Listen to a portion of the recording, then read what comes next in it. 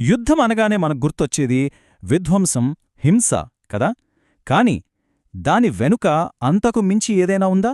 ఒక పెద్ద రాజకీయ వ్యూహం దాగుందా? ఈరోజు మనం ఇదే విషయంపై లోతుగా చర్చిద్దాం. ఈ ఐడియా వెనుక ఉన్నది ఒక famous military theorist Carl von Clausewitz. ఆయనేమంటారంటే, యుద్ధమంటే దౌత్యం ఫెయిలైనప్పుడు స్టార్ట్ అయ్యేది కాదట, అది దౌత్యం యొక్క మరొక రూపం మాత్రమే. సింపుల్గా చెప్పాలంటే, మాటలతో పని జరగనప్పుడు బలంతో పని కానిచ్చే ప్రయత్నమన్నమాట. సరే, ఇక్కడే అసలు ప్రశ్న వస్తుంది. 19వ శతాబ్దంలో చెప్పిన ఈ మాట టెక్నాలజీ, అణ్వాయుధాలు ఉన్న ఈ 21వ శతాబ్దపు యుద్ధాలకు కూడా వర్తిస్తుందా? ఈరోజు మన విశ్లేషణలో దీనికి సమాధానం వెతికే ప్రయత్నం చేద్దాం.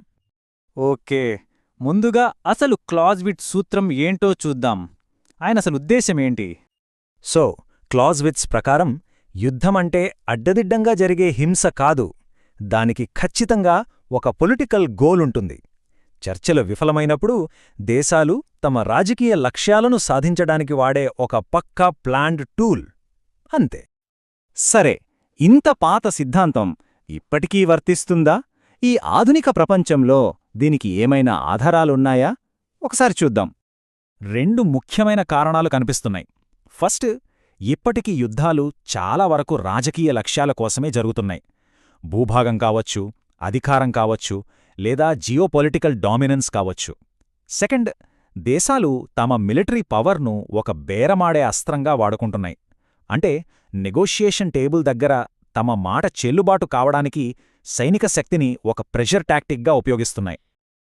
బెస్ట్ ఎగ్జాంపుల్ రష్యా-ఉక్రెయిన్ వివాదం. దీని కేవలం ఒక సైనిక ఘర్షణగా చూస్తే సరిపోదు, దీని వెనుక ఒక స్పష్టమైన రాజకీయ, భద్రతా లక్ష్యముంది. అదే నాటో విస్తరణను అడ్డుకోవడం. చూశారా, ఇక్కడ క్లౌజ్విట్జ్ చెప్పినట్టే సైనిక చర్య అనేది ఒక రాజకీయ లక్ష్యాన్ని సాధించే సాధనంగా మారింది. మరో ఉదాహరణ చూద్దాం. South China Sea. ఇక్కడ చైనా డైరెక్ట్గా యుద్ధం చెయ్యట్లేదు, కాని తన నావికాదళాన్ని, సైనిక ఉనికిని ఉపయోగించి ఆ ప్రాంతంపై తన హక్కులను క్లెయిమ్ చేసుకుంటోంది. పక్క దేశాలపై ఒత్తిడి పెంచుతోంది. ఇది కూడా ఒక రకంగా దౌత్యంలో సైనిక బలాన్ని వాడటమే కదా. ఈ ఉదాహరణలు చూస్తే క్లాజ్విట్జ్ చెప్పింది కరెక్టే అనిపిస్తుంది. కానీ కథలో ఒక ట్విస్ట్ ఉంది. ఎందుకంటే ఆయన కాలం నాటి యుద్ధాలకు, ఇప్పటి యుద్ధాలకు అస్సలు పోలికే లేదు. ఈ సిద్ధాంతానికి కూడా కొన్ని లిమిటేషన్స్ ఉన్నాయి. ముఖ్యంగా అణ్వాయుధాలు వచ్చాక యుద్ధం మీనింగే మారిపోయింది. చూడండి, పాతకాలపు యుద్ధంలో లక్ష్యం గెలవడం, కాని అణుయుద్ధంలో లక్ష్యమేంటి? దాన్ని జరగకుండా ఆపడం. ఎందుకంటే ఇక్కడ గెలుపోటములు ఉండవు, ఇరువైపులా సర్వనాశనమే ఉంటుంది. మరి అలాంటిదాన్ని దౌత్యానికి మరో మార్గమని ఎలా అంటాం? అది దౌత్యానికి ఫుల్ స్టాప్ పెట్టేస్తుంది.